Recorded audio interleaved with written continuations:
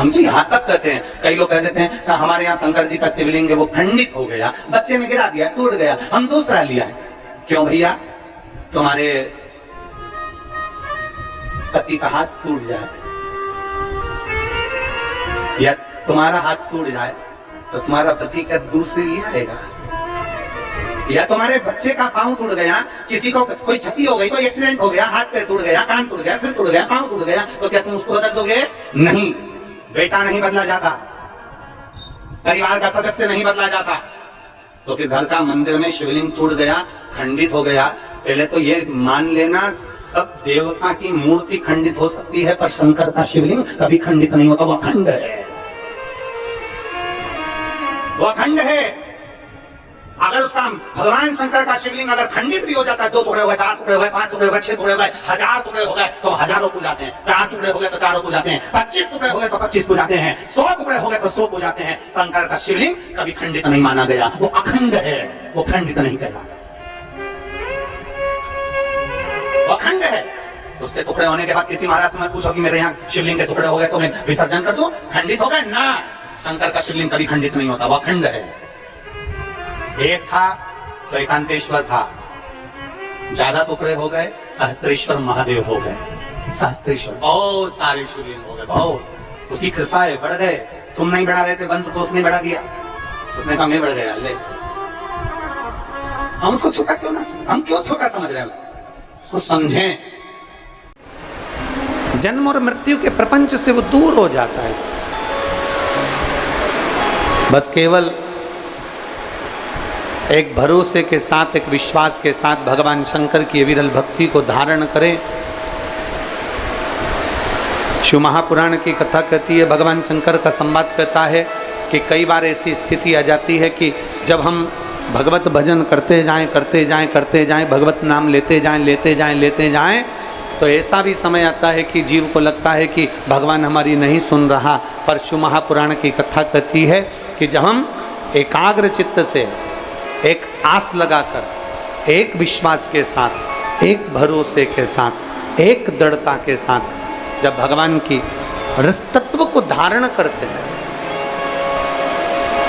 भगवान शिव को हम आराधना करते हैं, तो शिव उससे स्वीकार जरूर। और मैंने तेरे ही भरोसे बाबा तेरे कर पड़ा हुआ हवा स्वीकार। मां शांति की गोद में, मां शांति के पल्लू में एक कंकर पड़ा हुआ है। मां शांति की गोद में, पल्लू में एक पाषाण, एक पत्थर पड़ा हुआ। पूछा,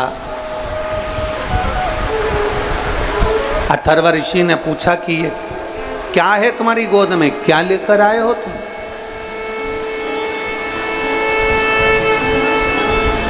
ये तुम्हारी गोद में है क्या, क्या लेकर आए हो तुम, क्या लाए हो? मां उसी समय पर कहती है, स्वामी ये मेरी गोद में जो पाषाण है, मेरी गोद में जो पत्थर है, जो कंकर है, मैं आ रही थी और आते आते मेरे सिर पर लकड़ी का गट्ठा रखा हुआ था, क्योंकि संविदा लेने के लिए मैं गई थी। संविदा लेने के लिए गई थी और आते आते बीच में मुझे ठोकर लग गई। उस ठोकर ने, जो पत्थर से मुझे ठोकर लगी थी, उस पत्थर को, उस कंकर को मैंने जब देखा तो उसमें मुझे शिव तत्व नजर आया, मुझे शंकर नजर आया। उस कंकर में, उस पत्थर में मुझे भगवान शंकर का प्रतिबिंब नजर आ रहा था, शिव दिख रहे थे मुझे, शंकर नजर आ रहे थे मुझे। उस कंकर में, उस पत्थर में, उस पाषाण में मुझे शंकर का दर्शन हो रहा था। इसलिए मैं इस पाषाण को, इस कंकर को, इस पत्थर को मैं लेकर आ गया, इसलिए मैं इसको लेकर आया।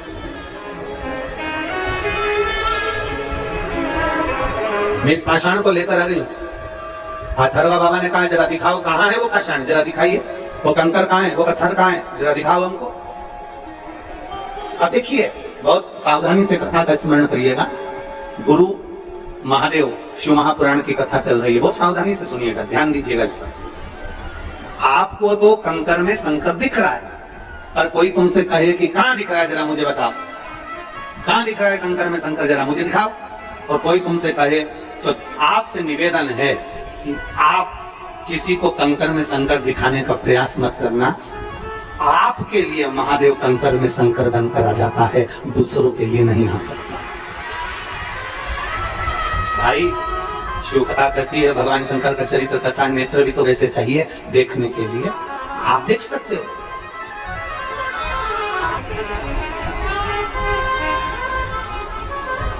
एक कंकर में शंकर आपको दिख रहा है, सबको नहीं दिख सकता।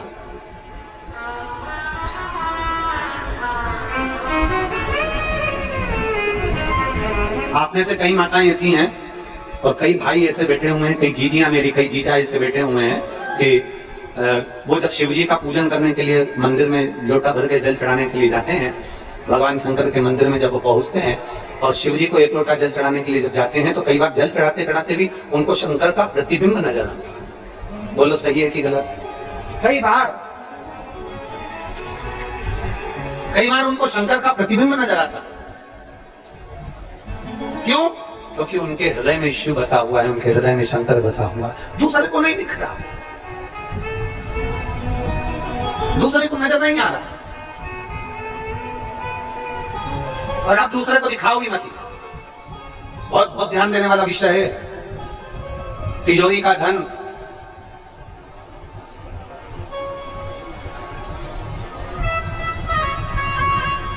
तिजोरी का धन और दिल में रखा हुआ मेरा महादेव हर किसी को दिखाने का नहीं होता।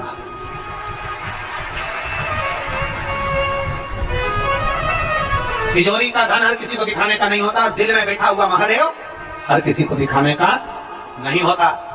कई लोग हमसे भी प्रश्न करते हैं, कई लोग हमारे पास भी आते हैं, हमसे भी करते हैं, कई प्रश्न उनके हमारे भी सम्मुख में लाकर कर देते हैं।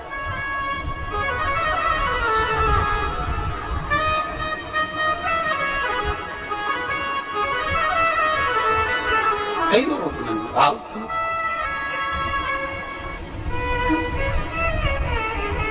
तिजोरी का धन भी नहीं दिखाया जाता और अपने दिल में बसा हुआ जम के बोलो महादेव भी नहीं दिखाया जाता, वो भी नहीं दिखा सकता।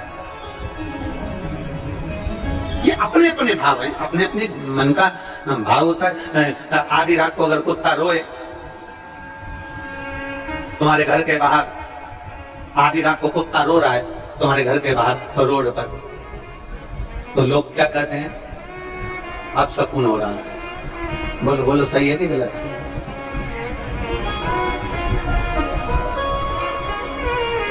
कोई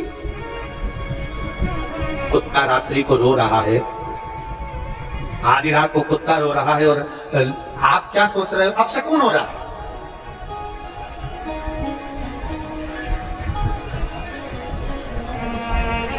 पर शिव महापुराण की कथा कहती है, मेरे शंकर जी का एक नाम पशुपति नाथ।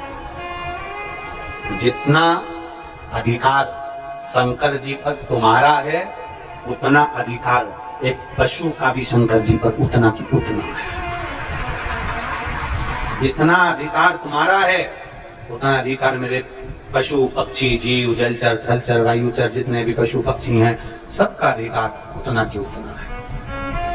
आपको लग रहा है कि कुत्ता रात को रो रहा है तो ऐसा लग रहा है कि कुत्ता रो रहा है, अपशगुन हो रहा है, पर शिव पुराण कहती है ऐसा नहीं कि हर कुत्ता रो रहा है तो अपशगुन हो। कोई कोई कुत्ता रात को इसलिए भी रो सकता है कि भूखा हो सकता है, रात को इसलिए भी रो सकता है कि उसको ठंड लग रही हो, रात को इसलिए भी रो सकता है कि पानी में गीला हो रहा होगा, रात को इसलिए भी रो सकता है कि कोई गाड़ी वाला उसको चोट पहुंचा कर चले गया होगा। हर एक कुत्ता रो रहा है, आधी रात को रो रहा है, और तुम भ्रम में जिंदगी जी रहे हो और तुम्हें लग रहा है कि अपशगुन हो रहा है।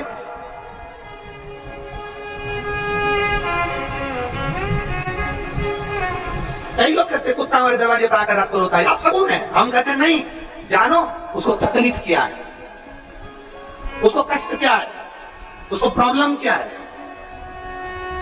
एक बार झांक कर तो देखो घर के बाहर, कहीं उसे ठंड लग रही होगी, कहीं उसको भूख लग रही होगी, कहीं उसको कुछ कष्ट हो रहा होगा, इसलिए उसको रो रहा होगा। पर हमने तो केवल एक भ्रम की जिंदगी में अपन ने प्रवेश कर रखा है। कोई ने अगर भ्रम पैदा कर दिया कि रात को कुत्ता रोए तो समझ लो कि अपशगुन होता है। काय का अपशगुन? रात को कुत्ता रोए तो भगवान का नाम लेकर, महादेव का नाम लेकर, शंकर का नाम लेकर, श्री शिवाय नमस्तुभ्यं बोलकर एक बार उस जीव की मनोदशा को भी जानने का प्रयास करो कि उसको दुख क्या हो रहा है, कहीं भूखा तो नहीं है, 2 रोटी के लिए तरस तो नहीं रहा। हो सकता है इससे कोई हमारा पुराना संबंध होगा, इसलिए हमारे दरवाजे पर आकर रो रहा है। क्योंकि अपनों के गले लगकर ही तो रोया जाता है, किसी पराये की छाती पर क्यों कोई रोए? उसको पशुपति नाथ कहते हैं।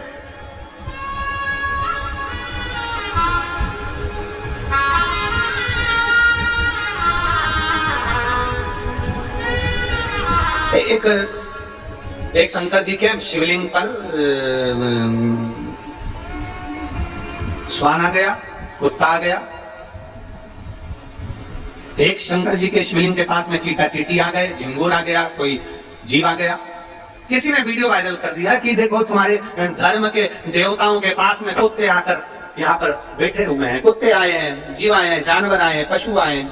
अरे भाई, तुमने अभी सनातन धर्म को देखा क्या है? सनातन धर्म इसी को कहते हैं जो एक पशु और पक्षी को भी गले लगा देता है, तो सनातन धर्म का देवता कहलाता है। तुमने सनातन धर्म को देखा क्या है? तुम सनातन धर्म को पहचानते कहां हो? सनातन धर्म तो वो धर्म है जिसमें हाथी की भी पूजन होती है महालक्ष्मी के दिन। सनातन धर्म तो वो धर्म है जहां कौवे को भी पूज्य माना जाता है और रोटी दी जाती है श्राद्धों के दिन। सनातन धर्म तो वो धर्म है जहाँ कुत्ते को भी रोटी दी जाती है श्राद्ध पक्ष में। सनातन धर्म तो वो धर्म है जहाँ पीपल के पेड़ के नीचे भी चूरा डालकर चींटियों का भंडारा कर दिया जाता है। सनातन धर्म तो वो धर्म है जहाँ वृक्षों की पूजन होती है। सनातन धर्म तो वो धर्म है जहाँ नदियों की पूजन होती है। सनातन धर्म तो वो धर्म है जहाँ कंकर और शंकर की पूजन होती है। सनातन धर्म तो वो धर्म है जहाँ बावड़ी और तालाब की भी पूजन होती है। सनातन धर्म तो वो धर्म है जहाँ घर घर में बहन और बेटी को भी पूजा जाता है। सनातन धर्म तो वो धर्म है जहाँ बलि का आदर किया जाता है। उस धर्म में हम पैदा हुए हैं, उस धर्म में हमारा जन्म हुआ। उसको पहचानो, उसको जानो। शांति, तुम क्या लेकर आई हो? शांति, तुम क्या लाई हो? शांति ने कहा, मेरे पल्लू में जिस पत्थर से मुझे ठोकर लगी उस पत्थर को मिले।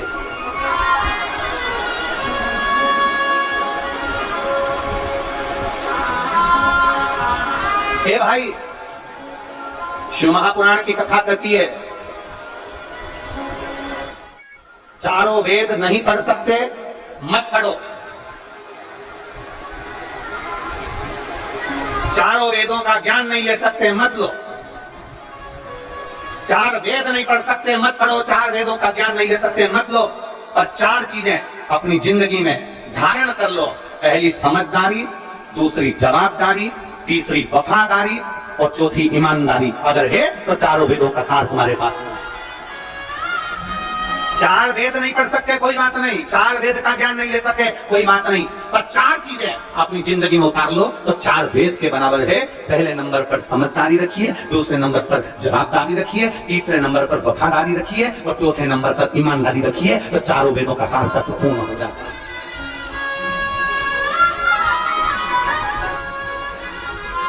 हम जिम्मेदारी नहीं रखते, हम समझदारी नहीं रखते।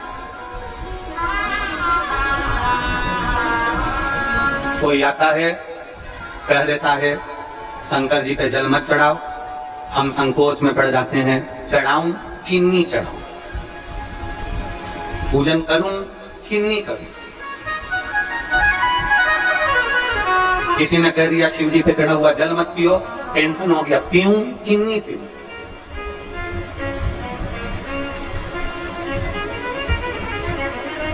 हे भाई, मेरी जीजियों, मेरे जीजाओं, मेरी बेटियों, बेटाओं, मेरी माताओं, मेरे भाई, जितने आस्था चैनल के माध्यम से इस गुरु पूर्णिमा महोत्सव की कथा को, गुरु महादेव कथा को सुन रहे हैं, उनसे निवेदन है, आपके दिल में अगर शिव आकर बैठ गया है तो फिर किसी की नहीं सुनना, अपने दिल की सुनो और जो मन में अच्छा लगे वैसा करो।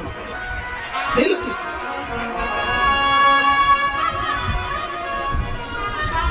किसी के कहने पर कब तक चलोगे? अपना टीवी का रिमोट अपने हाथ में रखो, दूसरे के हाथ में दोगे तो वो क्रिकेट ही खेलेगा, दूसरे के हाथ में दोगे तो वो नाटक ही देखेगा, दूसरे के हाथ में अपना टीवी का रिमोट दोगे तो वो कार्टून ही पेश करेगा। अपना रिमोट अपनी टीवी का अपने हाथ में रखो, उसी तरह अपने दिल को, अपने मन को और अपने शिव को अपने हाथ में रखो, अपनी भक्ति को अपने हाथ में रखो, दूसरे के हाथ में मत डालो। दूसरा कहेगा ऐसा मत करो, जल मत चढ़ाओ, आप नहीं चढ़ाओगे। दूसरा कहेगा ऐसा मत करो, मतलब तुम्हारा रिमोट दूसरे के हाथ में, वो जैसा कहता है तुम वैसा करते हो।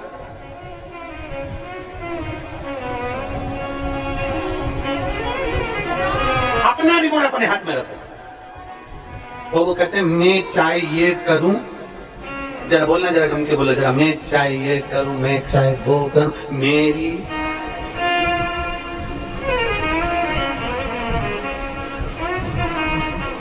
अभी अभी वो हम सुन रहे थे जब हम अंदर कक्ष में थे तो कुछ माताएं बाहर बैठ के बात कर रही थी। एक बोली कि शंकर जी को बेलपत्री चढ़ाना तो टूट पीछे की तोड़ के फिर चढ़ाना, दूसरी बोली मैं तो ऐसी चढ़ा दूंगी, तीसरी बोली नहीं ऐसी नहीं चढ़ाना, चौथी बोली ऐसी चढ़ाना, पांचवी बोली ऐसी चढ़ाना। सब बैठ के बात कर रही थी। फिर धीरे धीरे हमने भजन गाना चालू कर दिया। हमारा निवेदन है तुम्हारा दिल कर जाए ना शंकर को वैसे रिझाना, तुम्हारा दिल कर जाए कि शिव को कैसे रिझाना वैसे तुम रिझाओ, दिखावे से नहीं।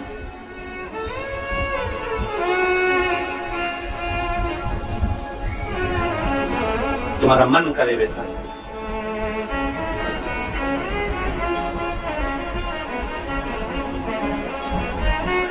महाराज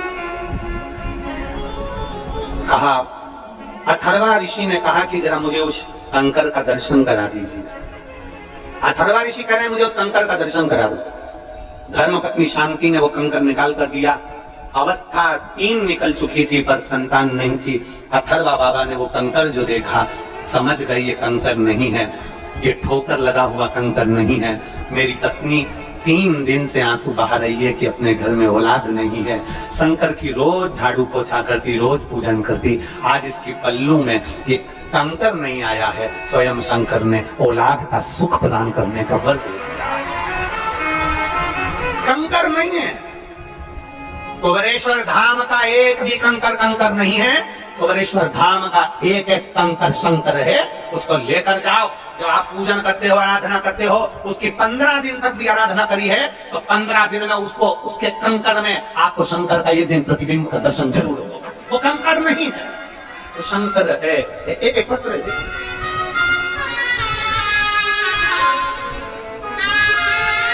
मेरा नाम आशा विश्वकर्मा है, मैं मंडी द्वीप की रहने वाली हूँ, जिला रायसेन। कहीं बैठी हैं आशा जी? कहीं बैठी हो तो हाथ हिला सकती हैं। मेरा नाम आशा विश्वकर्मा है, मैं मंडी द्वीप की रहने वाली हूँ, जिला रायसेन की। कहीं बैठी हो? आप ही हैं? हाथ हिला दो। आ जाओ, बेलपत्र लेकर चले जाना, आ जाओ। मेरा नाम आशा विश्वकर्मा है, मैं मंडी द्वीप की रहने वाली हूँ, जिला रायसेन की। एक लोटे जल का मैं क्या वर्णन करूं गुरुदेव। मेरे बड़े बेटे विजय विश्वकर्मा को कैंसर हो गया था, उसको एम्स में इलाज चल रहा था। एम्स में इलाज चलते चलते कैंसर का पर उसको आराम नहीं मिल रहा था। हमने डॉक्टर से भी बात करी पर डॉक्टर ने कहा कि इसकी कोई जवाबदारी नहीं है, अब करे तो करे क्या। एम्स में इलाज चलते चलते समय निकलता गया। हम लोगों ने इंदौर में ही मकान किराए से ले लिया, उसका इलाज कराते रहे पर वो ठीक नहीं हुआ। कई समय निकल गया गुरुदेव। तभी एक मेहमान मिलने के लिए आए और उन्होंने कहा कि डॉक्टर के हिसाब से तो ये ठीक होने वाला नहीं है और इतने महीने हो गए और महीनों से तुम इंदौर में पड़े हुए हो, अब क्या करें। तो उसने कहा एक बार परिवार के किसी सदस्य को कुबेरेश्वर धाम भेजो, वहां से रुद्राक्ष मंगवा लो, वो रुद्राक्ष को पानी में गलाकर उस बच्चे को देना प्रारंभ करो।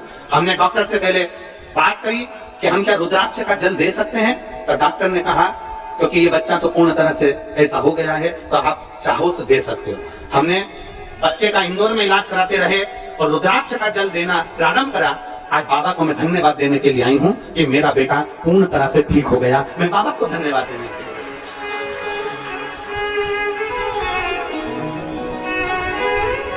गुरुदेव, हमारे पास में इतना पैसा नहीं था और मेरे कुबेर भंडारी ने ऐसी कृपा कर दी गुरुदेव कि हमारा जो कैंसर का इलाज चल रहा था अब बाबा की कृपा से वो बंद हो गया, क्योंकि इतना धन हमारे पास नहीं था और बाबा ने हमको संभाल लिया। आज मैं बाबा को दंडवत करने के लिए और एक बेलपत्र बाबा के लेने के लिए यहाँ पहुंची हूँ। प्रणाम करती हूँ। ये शिव तत्व है, ये उघड़ी शंभु है।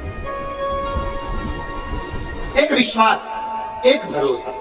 पत्र में लिखा, डॉक्टर ने तो इसको कह ही दिया था कि ये मुश्किल है। हम क्या बोले इस बच्चे के लिए, उन्होंने लिख दिया था, कह दिया था कि इसको तो ले जाओ। अब मैंने तेरे ही भरोसे बाबा, तेरे ही भरोसे हवा बिच उड़ती जावांगी बाबा, डोर हमको छड़ी में कटी जाऊंगी भोले मेरी। एक विश्वास, एक भरोसा, एक दृढ़ता। डॉक्टर कह दिए, इलाज चलता रहा, इंदौर में लगे रहे, पर शिव भक्ति इसी को कहते हैं, शंकर की उदारता इसी को कहते हैं, शंकर की कृपा इसी को कहते हैं। उसका विश्वास जागृत करिए, शंकर के प्रति एक लोटा जल चढ़ाना प्रारंभ करिए और शिव पर पूर्ण भरोसा करिए। किसी दूसरे पर नहीं, इंसान पर नहीं, मनुष्य पर नहीं, भरोसा महादेव पर करिए। फिर कहेंगे ईश्वर से संबंध जोड़ो, इंसान से नहीं। इंसान तो आज है, कल चला जाएगा, और ईश्वर तो ईश्वर है, वो अजर और अमर है, वो जिंदगी भर। एक पत्र हो रही,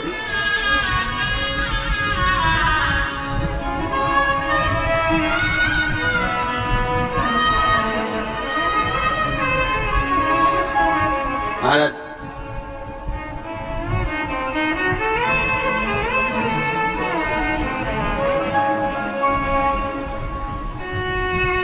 मैं रेखा देवी शर्मा अजमेर से आई हूं। कहीं बैठी हैं रेखा देवी? अजमेर से। रेखा देवी शर्मा अजमेर से कहीं बैठी हैं? हाँ ठीक है, दिख गई। आ जाओ, एक बेलपत्र लेकर चले जाना। मेरा बेटा सरकारी जॉब के लिए अप्लाई करता रहा, पर उसका कहीं जॉब नहीं लगा। मैं हमेशा अपने बच्चे से कहती थी, देख मेहनत कर, संघर्ष कर, बाबा सुनेगा जरूर। बच्चा कहता है माँ, पर मुझे तो नौकरी करना है, तो फोर्स में करना है, आर्मी में करना है, पर मेरा जॉब नहीं लग सकता क्योंकि मैं इतना मेहनत नहीं कर सकता। मैंने अपने बच्चे से कहा, तू मेहनत तो कर। वो सीहोर वाला महाराज कहता है कि एक लोटा जल चढ़ाने से सभी समस्या का हल होता है, तू मंदिर जाना प्रारंभ कर। मेरे बेटे ने इतनी मेहनत करी गुरुदेव, पहले तो शिव को मानता नहीं था, फिर बाबा को मानना प्रारंभ करा, पशुपतिनाथ का व्रत किया, और बाबा की कृपा से एक बार व्रत किया नहीं हुआ, 2 बार व्रत किया नहीं हुआ, 3 बार मेरे बेटे ने व्रत किया, तब बाबा की कृपा से आज मेरा बेटा इंडियन आर्मी में सिलेक्ट हो गया। मैं बाबा को यहाँ धन्यवाद देने के लिए। एक विश्वास, एक भरोसा, एक दृढ़ता, और एक हमारे भीतर की भक्ति, हमारे भीतर का बल आपको मंजिल तक पहुंचा देगा।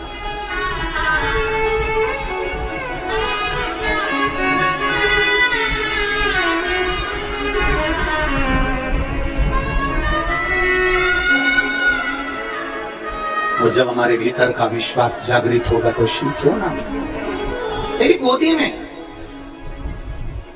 तेरी गोदी में ये पाषाण है ना, ये मैं समझ गया हूं, मैं जान गया। अथर्व ऋषि करे मैं पहचान गया, मैं जान गया कि शिव शिव है। गोदी में कंकर नहीं, स्वयं शंकर है। मैं जान गया, मैं पहचान गया। बड़ी कृपा करता है दातार, बहुत बहुत करुणा करने वाला शिव इतनी कृपा करता है, किसी ना किसी रूप में आता है, दर्शन देता है, चले जाता है, कब आता है कब जाता है किसी को समझ नहीं आ पाता है। कब आया, कब गया, कब पहुंचा, किस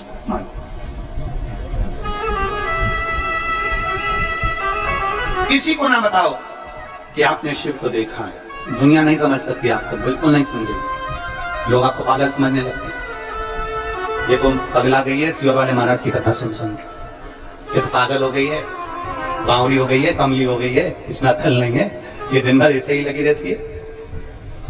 उसको नहीं बता सकते कि मैंने क्या पाया, क्या पाया मैंने। महाराज अथर्व बाबा ने कहा कि अब ये कंकर मिला है, इसी की पूजन कर। अथर्वा बाबा के कहने से शिवलिंग जैसी आकृति प्रकट हुई और भगवान शंकर की पूजन में अथर्वा बाबा और उनकी धर्मपत्नी शांति लग गए। भगवान गौरी शंकर दोनों प्रसन्न भाव में सामने प्रकट हो गए, दोनों प्रकट हो गए, मेरे शिव और पार्वती दोनों सम्मुख में।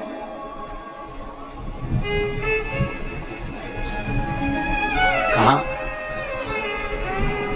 जो अथर्वा बाबा ने देखा, प्रभु आप मां के साथ।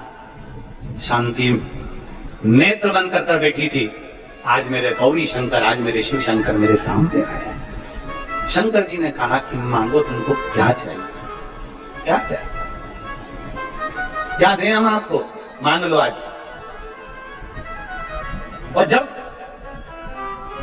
शिव कहे कि मांग लो, तब बहुत विचार करना और बाबा के ऊपर छोड़ देना, क्या मांगू। तूने मनुष्य का शरीर दे दिया, तेरे मंदिर तक एक लोटा जल चढ़ाने के लिए रोज बुला लेता है, रोज तेरा दर्शन करा लेता है, इससे बढ़कर दुनिया में और क्या चाहिए। तू मेरा हो जा, बस इतना ही था, तू मेरा। और शंभू शरणे लगी मांगू घड़ी रे, दुख काटो दया करी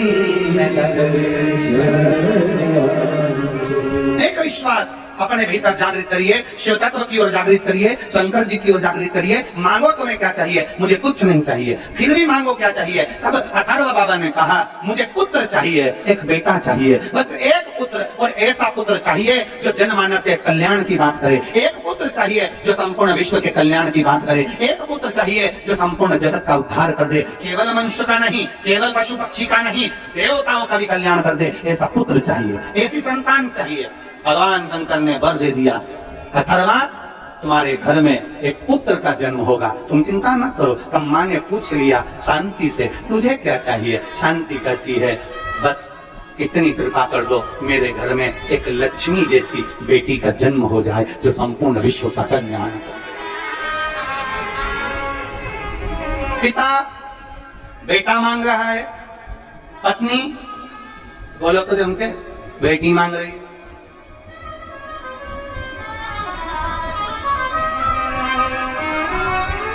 पार्वती जी ने कह दिया मैं तुम्हें वर देती हूं, तुम्हें वर प्रदान करती हूं।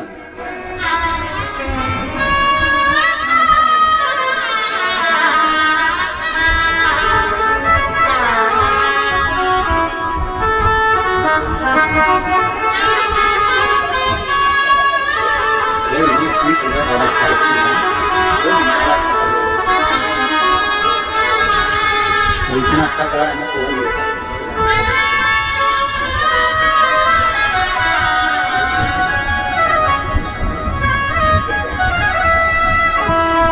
खुश होकर बाबा करा जाता है, खुश होकर बाबा छपड़ दिया ना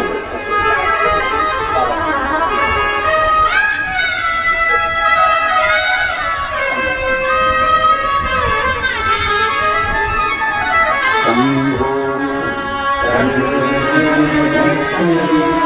मांगो घड़ी दुख काटो दया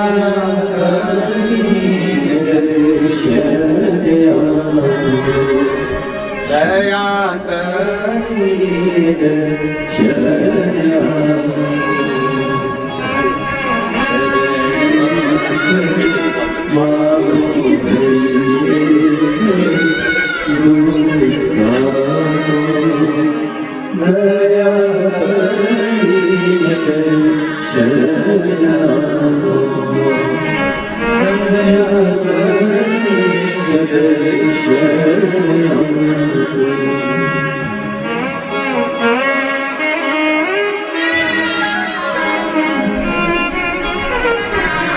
शिव तत्व शंभु कह रही हैं हमारे घर में गैस की टंकी में आग लग गई तो पूरा मकान जल गया था, सब सो रहे थे। एक शंकर का कंकर, शिवलिंग, मंदिर और एक घर का सदस्य, किसी को भी आग नहीं लगी, बाकी का सब जल गया। ये भरोसा, ये विश्वास, ये दृढ़ता आप लोगों की है। इसमें सीहोर वाले महाराज का कुछ भी नहीं, हमको आता भी कुछ भी नहीं, हमें कुछ नहीं आता। केवल इतना जरूर है कि भगवान का भजन आप भी कर ले और हम भी कर ले, शिव कथा आप भी सुन ले और हम भी सुन ले, इससे ज्यादा कुछ नहीं आता। आपको केवल शंकर के दरवाजे तक भेजने की जवाबदारी, कहीं शंकर भगवान ने कोई कृपा कर हमें सीहोर में जन्म दे दिया होगा और आप लोगों को शंकर के शिवालय तक भेजने की जवाबदारी दे। हम जानते हैं हमें कुछ नहीं आता, केवल एक ही चीज आती है कि तुम शंकर के मंदिर तक जाओ, शिव के द्वार जाओ, शंकर के द्वार जाओ, शिवालय जाओ, शंकर की चौखट पर जाओ, इससे ज्यादा कुछ नहीं।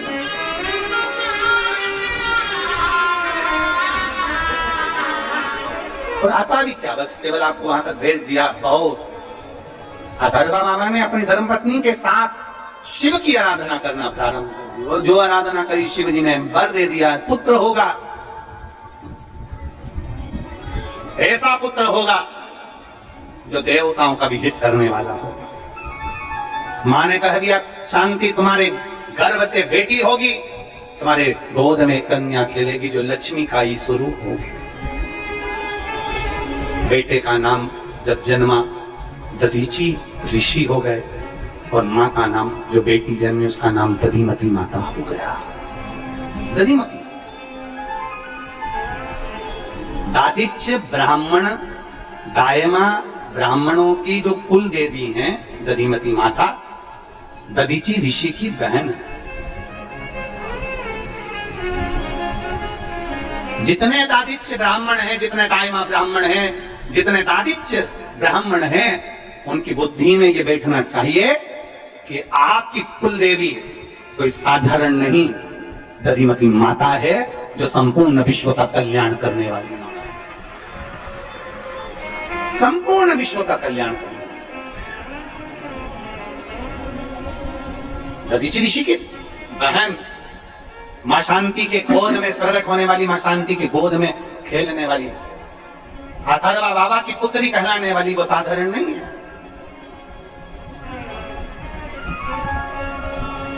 यहां शास्त्र कहता है जिस समय पर इंद्र अपनी सभा में बैठे हुए थे, अपने राज सिंहासन पर इंद्र बैठे हुए हैं और गुरु बृहस्पति का आगमन हो जाता है। गुरु बृहस्पति का राजस्थान में दधिमती माता का मंदिर है, शायद नागौर जिले के अंतर्गत होना चाहिए जहां तक स्मरण में है, नागौर में है। हाँ, दधिमती माता का मंदिर नागौर के अंतर्गत ही आता, दधिमती माता का।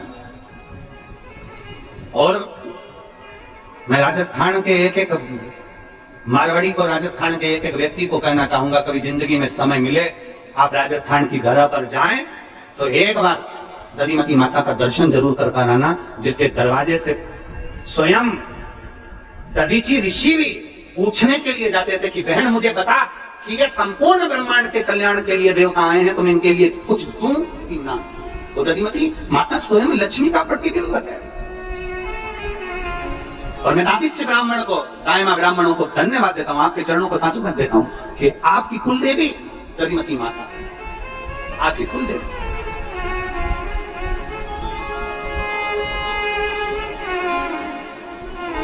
भारत की भूमि का पहला मंदिर है जिसकी शिखर पर, पत्थर पर अंकित पूरी रामचरितमानस है, वो दधिमती माता है। रामचरितमानस पूरे शिखर पर अंकित है दधिमती माता।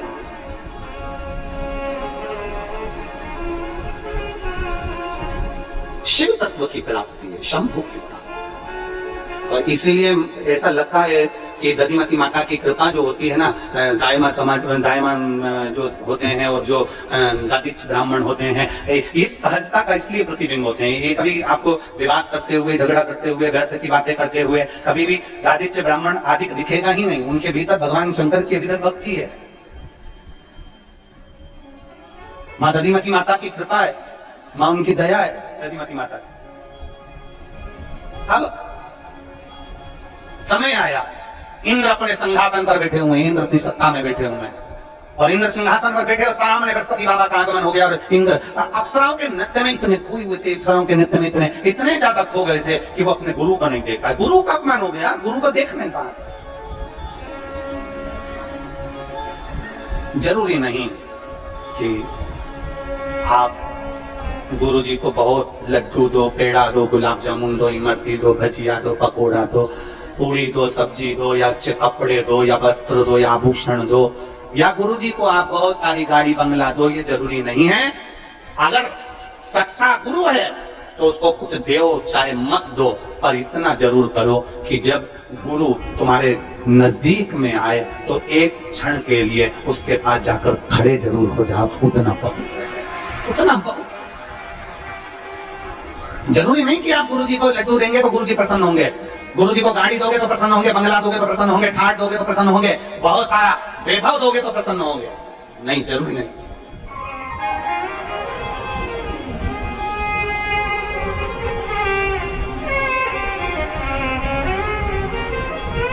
बहुत आज के समय में बहुत सारा दुनिया के लोगों ने आडंबर करना प्रारंभ कर दिया, बहुत सारा आडंबर।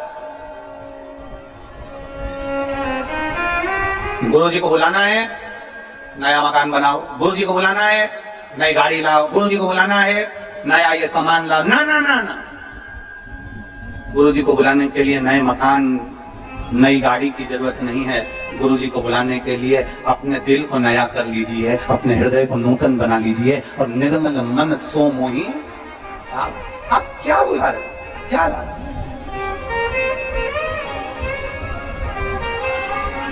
केवल मन को पवित्र बनाने का प्रयास करो। धन से कभी गुरु नहीं आता। असली गुरु कभी धन का भूखा नहीं होगा, असली गुरु कभी सत्ता का भूखा नहीं होगा, असली गुरु कभी वैभव का भूखा नहीं होगा। असली गुरु तुम्हारे धन के बल पर नहीं आएगा, असली गुरु तुम्हारे वैभव के बल पर नहीं आएगा, असली गुरु तुम्हारे सत्ता के बल पर नहीं आएगा। असली गुरु के लिए तुम करोड़ों की दौलत सामने रख दो तो भी नहीं आएगा। असली गुरु होगा तो वो एक गरीब बड़े के घर भी चले जाएगा, और असली गुरु होगा तो एक अपने अमीर के घर भी पहुंच जाएगा। उसमें भेद नहीं है। असली गुरु को तुम्हारे वैभव, धन और सत्ता की जरूरत नहीं पड़ती। असली गुरु तो एक साधारण से साधारण व्यक्ति के दरवाजे पर भी पहुंचने को तैयार हो जाता है। असली है तो, और नकली है ना तो तुम वैभव दीजिए, धन दीजिए, संपदा दीजिए, सत्ता दीजिए, गाड़ी बंगला बहुत लगा दीजिए, तब गुरु तुम्हारे यहाँ पहुंच जाए। ना ना ना, असली असली होता है।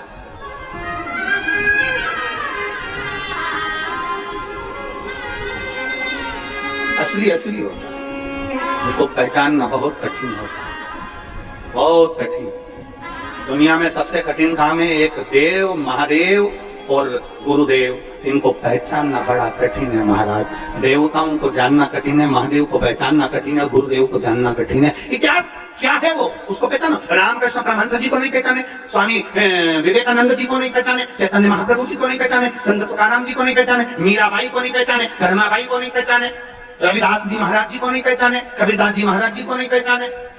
इसको पहचाना दुनिया के लोगों ने। जब वो चले गए तब दुनिया के लोगों को याद आया कि कोई गुरु था, वो चले गया। कोई गुरु था, वो बहुत बहुत देकर चला गया, तब स्मरण में आया कि गुरु गुरु था,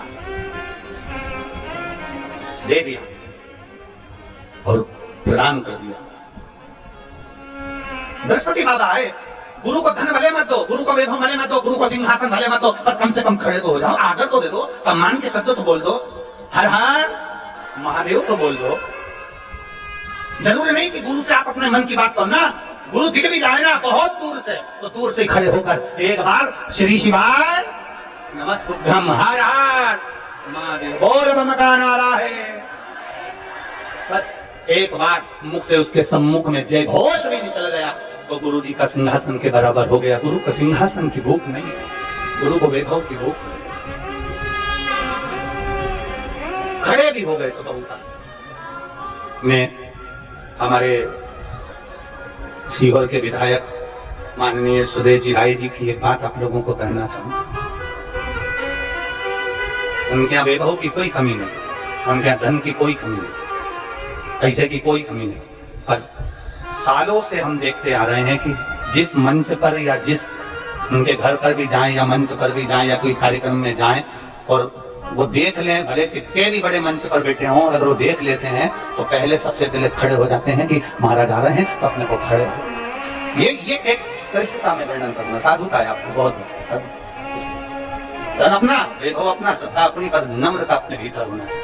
और हम आपको भी धन्यवाद देंगे जब जब व्यासपीठ के करीब में प्रणाम करने के लिए हम आते हैं तो आप लोगों को भी हमने देखा है कि आप लोग जैसे व्यासपीठ के करीब में आते हैं वैसे ही आप लोग, आपसे कोई नहीं कहता कि खड़े हो, फिर भी आप लोग खड़े हो जाते हैं। ये साधु का, ये आपका स्नेह, और केवल हमारे प्रति नहीं, प्रत्येक गुरु के प्रति, प्रत्येक सदगुरु के प्रति आपका ये स्नेह होना चाहिए। धन वैभव से कभी गुरु को नहीं खरीदा जा सकता, बस गुरु को दिल से, हृदय से, भाव से।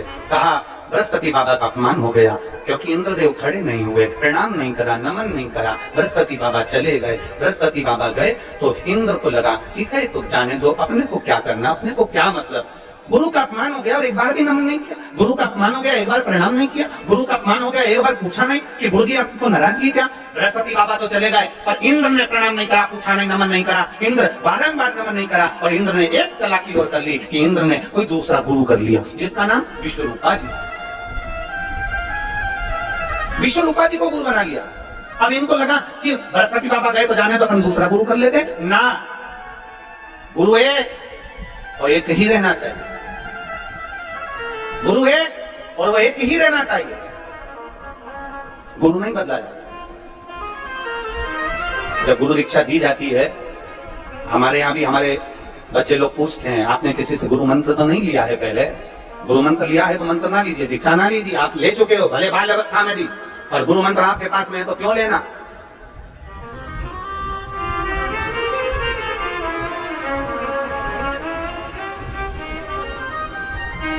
कई लोग कह देते हैं हमने उनसे मंत्र लिया था, उनके साथ ऐसा हो गया, लोग ऐसा हो गया। अरे कुछ भी हुआ हो, गुरु की करनी गुरु भरेगा, चेला की करनी चेला। गुरु के साथ कुछ भी हुआ पर उसके मंत्र के साथ थोड़ी ना हुआ। मंत्र तो मंत्र है,